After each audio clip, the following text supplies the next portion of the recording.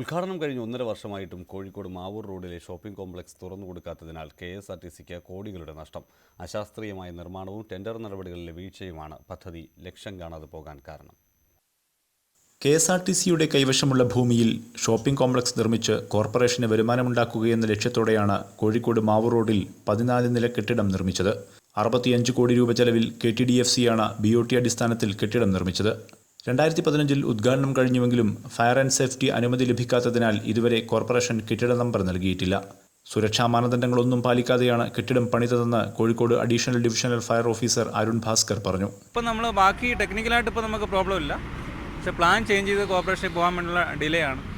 നമ്മളത് കൊടുത്തിട്ട് 1 മാസം കൂടുതലായി. കെട്ടിടത്തിന്റെ ടെൻഡർ നടപടികൾ കോടതിയിൽ ചോദ്യം ചെയ്യപ്പെട്ടതോടെ കൈമാറ്റം വീണ്ടും നീണ്ടു.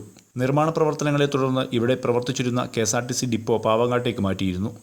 ഇതോടെ ബസ്സുകൾക്ക് ദിവസം 18 കിലോമീറ്റർ അധികം ഓടേണ്ടി വരുന്നതും കോർപ്പറേഷന് സാമ്പത്തിക ബാധ്യത വരുത്തിവെക്കുന്നു. ഉദ്യോഗസ്ഥ തലത്തിൽ വന്ന വീഴ്ച കാരണമാണ് കെട്ടിടത്തിന് ഈ ഗതിയുണ്ടായതെന്ന് KSRTC തൊഴിലാളികൾ ആരോപിക്കുന്നു. അത് എന്തൊക്കെയാണ് നിങ്ങൾക്ക് വേണ്ടതെന്ന് KTDFCയും ചോദിച്ചിട്ടില്ല, എന്തൊക്കെയാണ് ഞങ്ങൾക്ക് വേണ്ടതെന്ന് KSRTC അധികൃതരും പറഞ്ഞില്ല. ഇതോടെ വരുമാന വർധനവ് ലക്ഷ്യം വെച്ച് നിർമ്മിച്ച ഷോപ്പിംഗ് കോംപ്ലക്സ് KSRTCക്ക് വരുമാന നഷ്ടമുണ്ടാക്കുകയാണ്.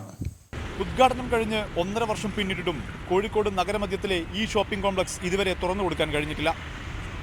KSRTCയുടെ കോടികളുടെ നഷ്ടക്കണക്കിന് പിന്നിൽ ഉദ്യോഗസ്ഥരുടെ അലംഭാവമാണെന്ന് വ്യക്തമാക്കുന്ന ദുരന്ത ചിത്രം. കോഴിക്കോട് നിന്നും മുഹമ്മദ് ഷഹീദ്, News 18.